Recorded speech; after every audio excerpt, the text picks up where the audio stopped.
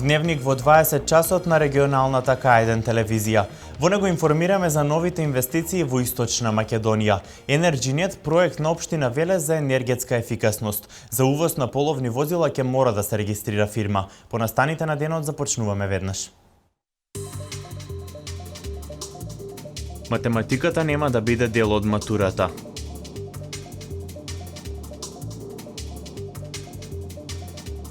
Општина Кавадарци во соработка со Хапитат реализира проект за енергетска ефикасност.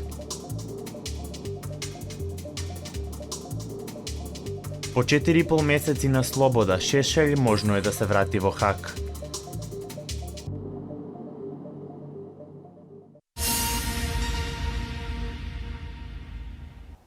Нови странски инвестиции и отварање на нови работни места во Штип и Кочани најави премиерот Никола Груевски. Со ова ќе заживее економијата во Источна Македонија. Овој регион има услови за економски развој. Во постоечките индустријски зони се градат фабрики, а се планираат и нови. Како што спомнав, германската Technical Textiles, инвестиција која само во првата фаза е во висина од 15 милиони евра, и со која се предвидени најмалку 600 вработувања, не информираше дека во вториот квартал, значи некаде во мај-јуни годинава, поточно за месец и пол до 2 од сега, ќе ја отвори својата фабрика и ќе започне со работа и со вработување на предвидените 600 луѓе кои што сака да ги вработи во фабриката. Technical Textile стартува некаде во мај-јуни. Кога пред неколку недели бев во Кочани, објавивме дека американската компанија Amphenol во Кочани, каде веќе работат околу 400 лица, донела одлука за префрлање на 6 своји дивизии во Македонија и тоа во технолошко-индустријската развојна зона Кочани-Виница. Висината на оваа инвестиција ќе изнесува околу 20 милиони евра и се предвидени околу 2000 нови вработувања.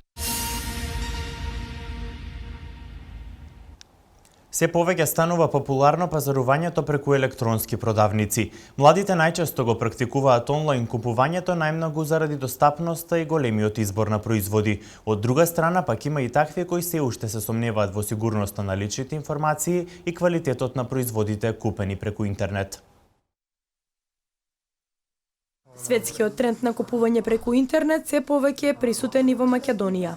Придобивките од интернет трговијата и довербата во онлайн продавниците растат кај граѓаните, но има и такви кои се уште се сомневаат во набавката на производи преку интернет. Истражувањата покажуваат дека младата популација најчесто го користи онлайн купувањето. Најмногу се купува облека, обувки, технологија, но и купони за патување со кои се добиваат големи попусти. Има многу повеќе избор како што има кај нас тука. Прилично ефтино е, посебно на страните на кои јас пазарувам. Добро е да се купува сега заштита со парите што како оди. Немам некој големо искуство со тоа, но мислам дека е добро. Извештаите на Народната банка за платежни картички и уреди на кои тие се користат бележат драстичен пораст на трансакции направени преку персонален компјутер. Само во јануари оваа година остварени се преку 88.000 трансакции. Македонците во првиот месец од годинава потрошиле околу 74 милиони во електронските продавници. Во вредноста на овие трансакции е вклучено купувањето на производи и услуги, но и онлайн плаќање на сметки. При онлайн пазарување потрошувачите треба да ја проверат веродостојноста на веб страните, начинот на купување и достава на производите. Друга работа добра додека купуваате да не остават премногу генерали за нив. Значи оние страни каде што ќе бараат премногу генерали, пин, матични броеви, значи подетални информации за нив, значи најчесто можеме да сугерираме дека се работи за некоја страна која што е направена за измама на корисниците. Интернет продажбата во Македонија продолжува во нагорна линија. Особено од како минатата година на македонскиот пазар пристигна PayPal, платформа за безбедно интернет тргување.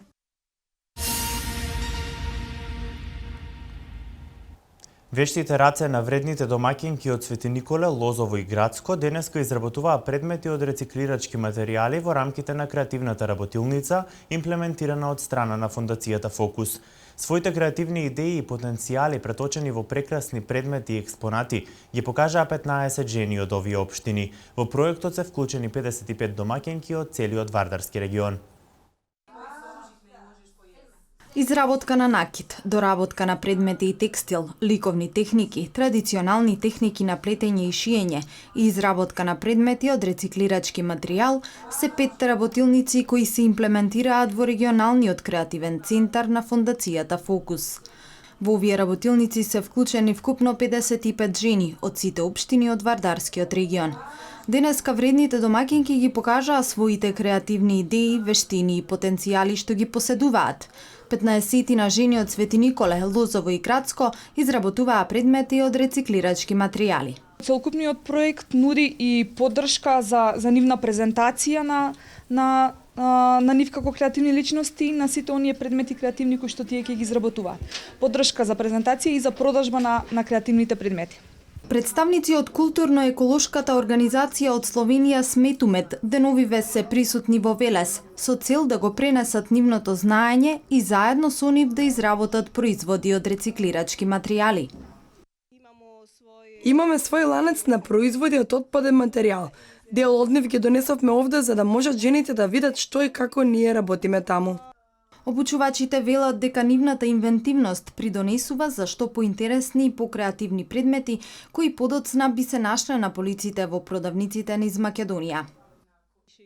Отпадот е навистина материјалот кој може да се изработат корисни и креативни производи кои би се продавале по продавниците.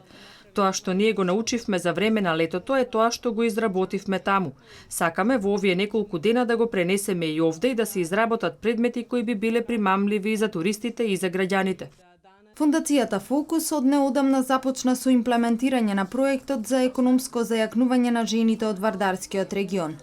Проектот предвидува обуки на кои што жените ќе имаат можност да ги покажат своите креативни идеи и вештини и нивно искористување во претприемачки цели. Реализацијата на проектот EnergyNet во кој општина Велес е водачки партнер од македонска страна е веќе во тек. Станува збор за проект кој локалната самоуправа го аплицираше во рамките на програмата за прекугранична соработка со Република Грција финансирана од Европската Унија.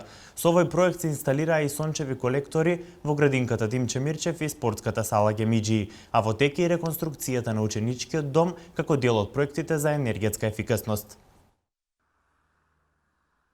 Започната е реализацијата на проектот за енергетска ефикасност во кој општина Велес е водечки партнер од македонска страна. Станува збор за проект кој локалната самоуправа го аплицираше во рамките на програмата за прекугранична соработка со Република Грција, финансирана од Европската Унија. Во овој проект предвидени се неколку активности кои ќе придонесат за поголема заштита на електрична енергија. Името на проектот е EnergyNet и се однесува на термоизолација на фасадите во 5 објекти во градинката Димче Мирчев, со што очекуваме многу да се зајакне енергетската ефикасност, односно да се намали трошењето на енергија, посебно во зимскиот период во градинката. Со проектот EnergyNet, покрај термоизолацијата за дел од колоновите на градинката Димче Мирчев, инсталирани се и 2 сончеви колектори. Освен на градинката, со овој проект се инсталираа колектори и на спортската сала Гемиџи.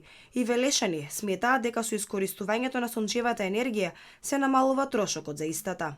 Соларната енергија е користам веќе 2 години и сум презадоволен за тоа што имаме ние доволно сончеви денови во годината што едноставно не ги користат многу луѓе, а презадоволен сум затоа што ја заштедувам најмалце 30% енергија, мислам, у струја. Моментално не ги користиме, али многу сме задоволни од причини што има зашто да на струјата и се поквалитетни. Надвор од проектот EnergyNet, локалната самоуправа ги поддржува сите проекти на јавните институции на општината поврзани со енергетска ефикасност. Реконструкцијата на ученичкиот дом Лазар Лазаревски е еден од проектите кои со подобрувањето на условите за престој на учениците во него ќе придонесе за заштита на енергијата. Во моментов се менува столаријата во домот, а ќе се обноват и тоалетите. Морам да кажам дека ова е се од програмата за енергетска ефикасност, заштита на енергијата, каде што ние како општина, секако и пред се интернатот, се вклопуваме токму во она што се вели заштита на електрична енергија.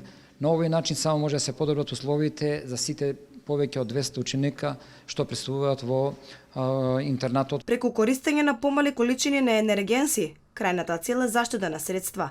Минатата година реализирани се 4 проекти во вредност од околу 16 милиони 53.317 денари. Локалната самоуправа целосно го заврши проектот за замена на уличното осветлување, кој впрочем беше и еден од поголемите проекти за енергетска ефикасност.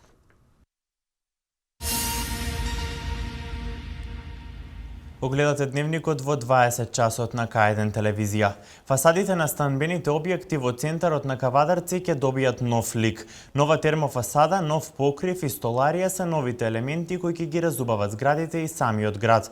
Проектот го реализира локалната самоуправа по иницијатива на Хабитат Македонија, со 20% субвенционирање од страна на општина Кавадарци во форма на грант и општината учествува во самата реконструкција. Прилог на Марија Алексова. Кавадарци е првата општина во регионот во која и локалната самоуправа директно е вклучена во процесот. Средствата за реализација на проектот се обезбедуваат преку грант од Хабитат Македонија. Кредитот е поволен со минимални годишни камати. За да се реализира единствен услов е согласност на 51% од станарите. Се договоривме со Хабитат, бидејќи тие беа иницијатори на овој проект, да дополнително ние како општина им олеснеме на оние луѓе со тоа што ќе учествуваме во цената на чинење на 20 во висина од 20% кога се однесува за термофасадата и за кров. Комбинатската зграда на улицата Пано Мударов во Кавадарци е првата која ќе добие нов лик. Нова термофасада, нов покрив и столарија се новите елементи кои ќе ја разубават зградата како дел од проектот што локалната самоуправа го реализира со Хабитат Македонија и со поддршка на УСАИД. Очекуваме дека ќе имаме подобра ефикасност енергетска, летно време да биде поладно, зимно време да биде потопло. Први сте, ни кажа неки градоначалник, сте први у Македонија со ваква зграда, што помага општината, што помага УСАИД, има втори ќе биделе во Прилеп, во Комарово. Секој еден кој ќе помине, вика зградата, ва зграда најубава беше секогаш. Ни си одржаваме сега, многу се напушти и многу е пропадната. Со реализацијата на овој проект, станарите на станбените објекти во Кавадарци ќе трошат помалку енергенси за затоплување. Тоа ќе придонесе да се намалат месечните сметки за потрошена енергија.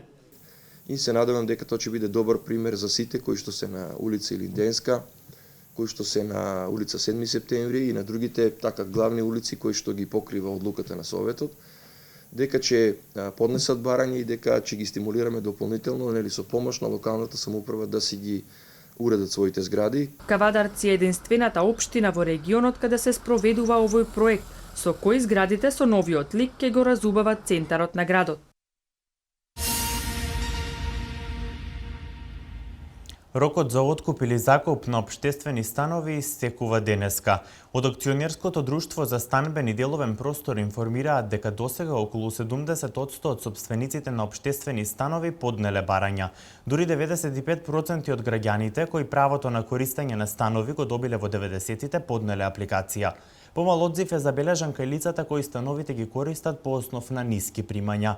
За оние пак кои аплицираат за закуп, висината на киријата ќе биде во зависност од семејниот буџет. Од станбеното предпријатие сепак очекуваат поголем интерес за откуп на становите.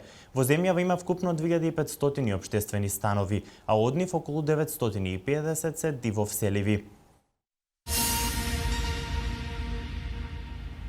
Манифестацијата Велес град на културата во месец април носи гостување на низа македонски театри.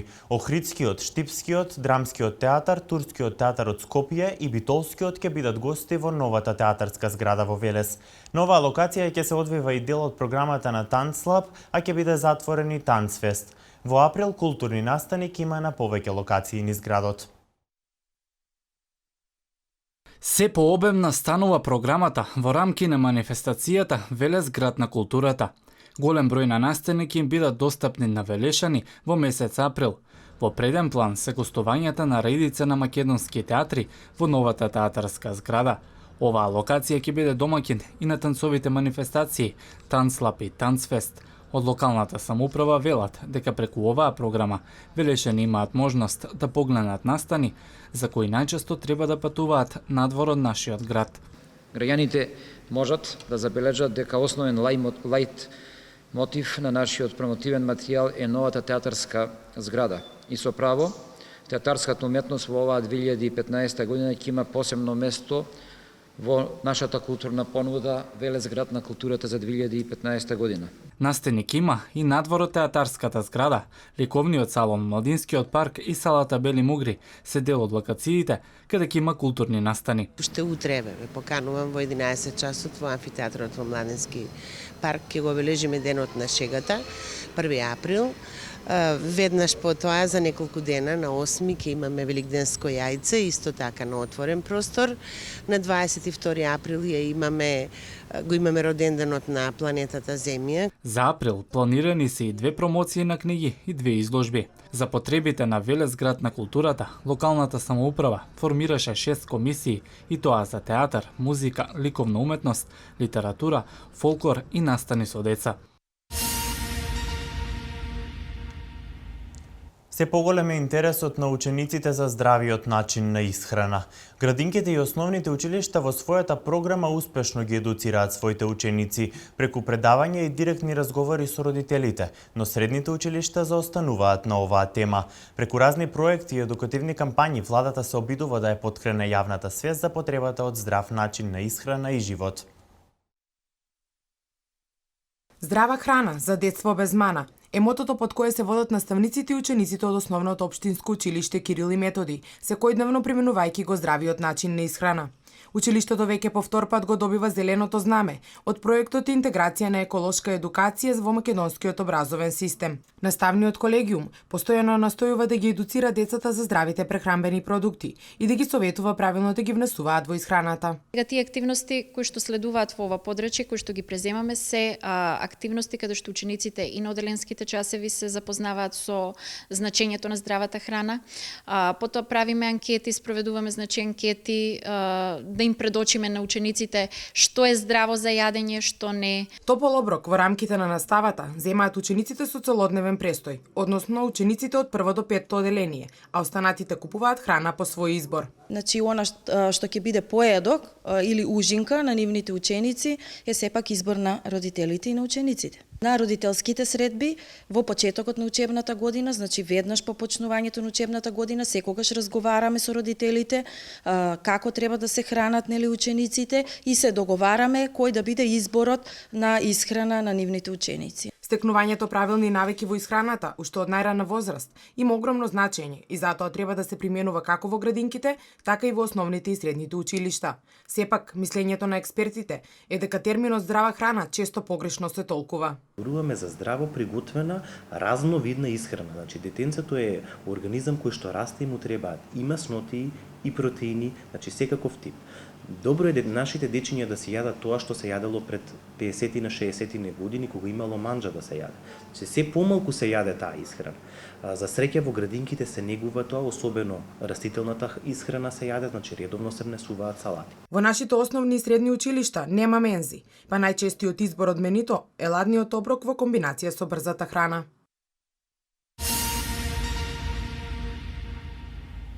Сите физички лица кои ќе сакаат да увезат половен автомобил ќе мора да регистрираат фирма за увоз. Најновата измена во законот е поради тоа што практиката покажала дека постојните одредби оставаат простор за манипулација. Царинските давачки не се изменети и не влијаат директно врз увозот на автомобили. Математиката нема да биде задолжителна во матурата. Следуваат вестите од Македонија. За да увезат половно возило, сите физички лица ќе мора да регистрираат фирма. Најновата измена во Законот за трговија произлегува од практиката која покажала дека постојните одредби оставаат простор за манипулација. Граѓаните увезуваат возила на свој име, кои потоа ги препродаваат на домашниот пазар. Со ваквиот начин на трговија се создава нелојална конкуренција кон регистрираните увозници на автомобили. Статистичките податоци бележат пат на увозот на употребувани возила на годишно ниво. Во 2014 биле увезени над 35.000 возила, додека во 2011 бројката била за 15.000 возила повеќе. Само на почетокот од оваа година биле увезени двојно помалку автомобили, за разлика од првите 2 месеци од минатата година. Увозот е детерминиран поради намалената куповна моќ на граѓаните, но и поскапите возила кои се дозволени да се купуваат од јануари годинава согласно Евро 3 стандардот. Царинските давачки не се изменети и не влијаат директно врз увозот на автомобили. Од друга страна, според Законот за екологија, во зависност од типот и зафатнината на половните возила, се плаќа од 2000 денари до 50 евра.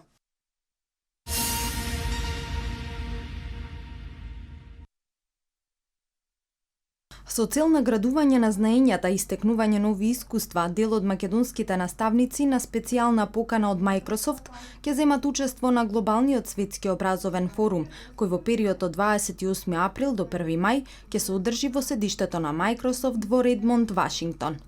Станува збор за наставниците кои успеале на иновативен и современ начин да ја инкорпорираат едукативната пракса, иновативните технологии и вештини на 21 век во средината каде што учат и работат учениците и да им го пренесат знаењето на децата, да ја поттикнат нивната партиципација и активно вклучување во едукацијата. Посетата е во рамки на програмата која е дел и од неодамна подпишаниот меморандум за соработка помеѓу Microsoft и Министерството за информатичко општество и администрација, а со кои се обезбедува поголем пристап во програмите, ресурсите и технолошките алатки кои се дел од глобалните иницијативи на Microsoft. Наставниците ќе имаат можност да остварат контакти и разменат искуства со нивни колеги од целиот свет, да се информираат како полесно и поефективно да ги применуваат новите IT технологии во процесот на образование, како процесот на образование да биде полесен, позабавен и попримамлив за децата и тие да стегнат знаење кое ќе им помогне во понатамошниот професионален живот.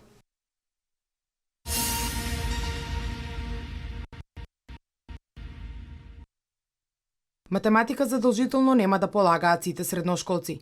Така одлучи Министерството за образование и наука на денешната средба со Унијата на средношколци. Од Министерството соопштија дека на средбата иницирана со доставување на средношколска платформа, двете страни ги соопштија своите ставови по однос на концепцијата за матура и завршен испит за учебната 2014-2015 година.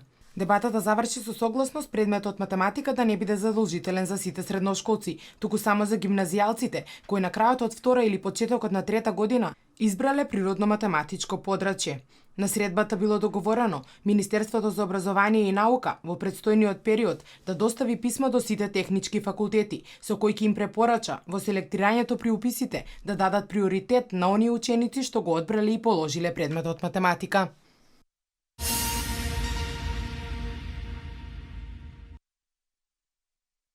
Македонија и земјите од југоисточна Европа заеднички ќе действуваат во намалувањето на последиците од хидрометеоролошките појави.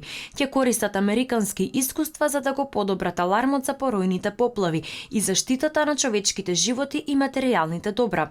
Целта е намалување на ранливоста на регионот од хидрометеоролошки непогоди, особено од поројни поплави. Брзите поплави кои го зафатија подрачјето на Македонија се сериозен проблем, па со оваа превентивна мерка и тренингот на дел од хидролозите во Македонија ќе го фати чекорот што се нуди на светско ниво.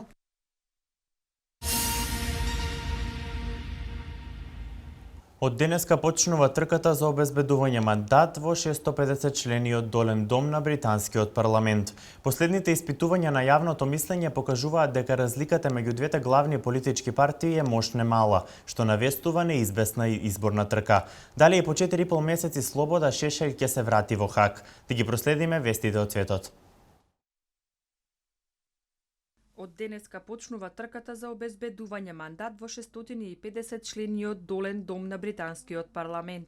Во Велика Британија има 650 изборни единици и секој ја дава еден пратеник. Според моделот, победник е оној кандидат кој ќе обезбеди најмногу гласови. Изборите се одржуваат во четврток и во оваа земја нема втор круг гласање, затоа што во секоја изборна единица мора да има кандидат кој ќе има макар еден глас повеќе од другите претенденти. Британскиот парламент, како и собранијата на Шкотска и на Велсот, вчера се распуштени поради започнувањето на кампањата за изборите во Велика Британија што ќе се одржат на 7 мај. Владата и министрите продолжуваат да работат се до изборот на нова влада. Главната пресметка и овој пат ќе се води меѓу конзервативците на премиерот Дейвид Камерон и лабористите на Ед Милибанд.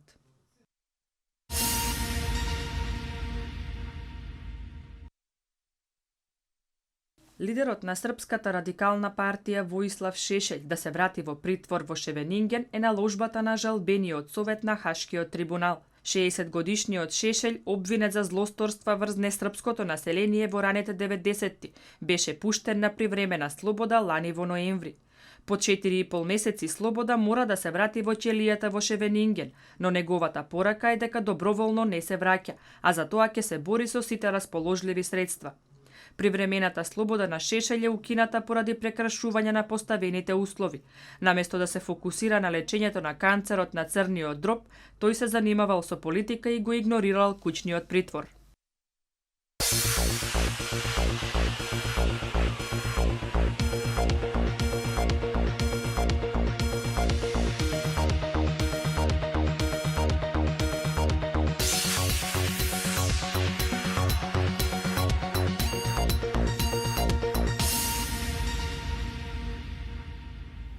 Во соработка на Македонската и Европската ракометна федерација заврши првата фаза од смарт програмата со која на 24 основни училишта од Македонија им се доделува комплетна опрема и реквизити.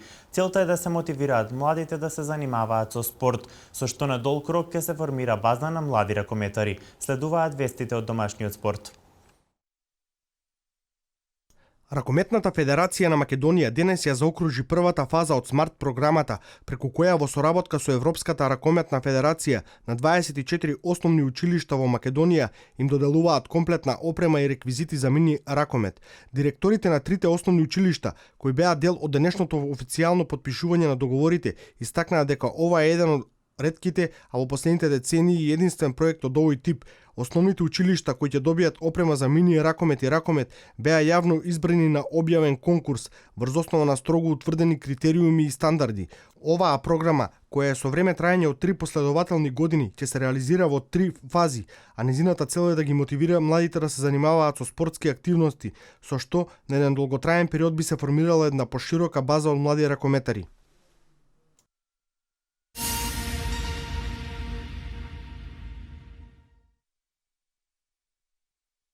На 22-тиот Европски фудбалски шампионат за сениори, јуниори и деца кадети, кој се одржа во Наполи, Италија, македонската репрезентација во традиционално карате се закити со вкупно 7 медали, од кои 3 златни, 2 сребрени и 2 бронзени. На шампионатот беа одликувани и унапредени повеќе карате мајстори, а Дејан Недев беше унапреден во мајсторски црн појас 6 дан, со што стана најмлад носител на вакво високо звање во Европа. На Европскиот шампионат во Наполи, Италија учествуваа над 680 каратисти од 22 европски земји.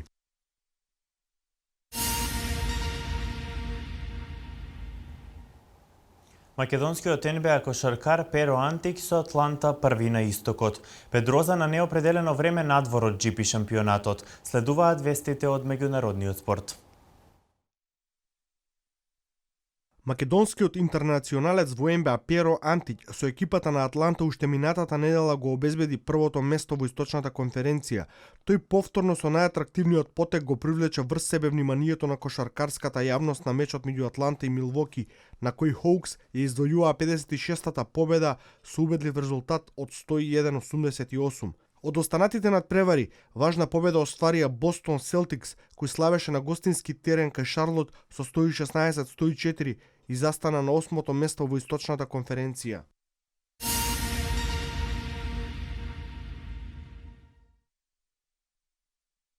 Дани Педроза, еден од најдобрите моторциклисти, ќе биде принуден да отсуствува подолго време надвор од патеките во GP шампионатот, додека ја санира повредата на нервот на дланката која го мачи и му задава проблеми веќе подолго време. Шпанецот настапуваше со болки уште по операцијата во мај, која се покажа како целосно неуспешна. На последната трка во Катар, Педроза го освои 6-то место, пошто донесе одлука да паузира во првенството, додека не биде максимално подготвен да и се спротистави на конкуренцијата.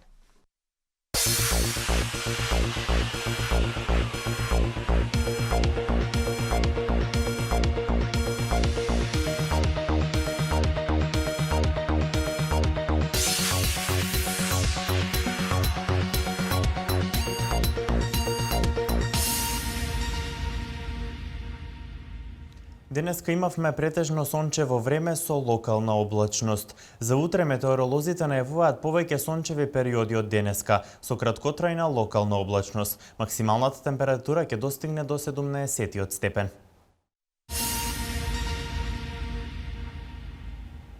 Информацијата за времето беше последната содржина од ова издание на Дневникот на регионалната К1 телевизија. Останете и понатаму со нас. Пријатна вечер.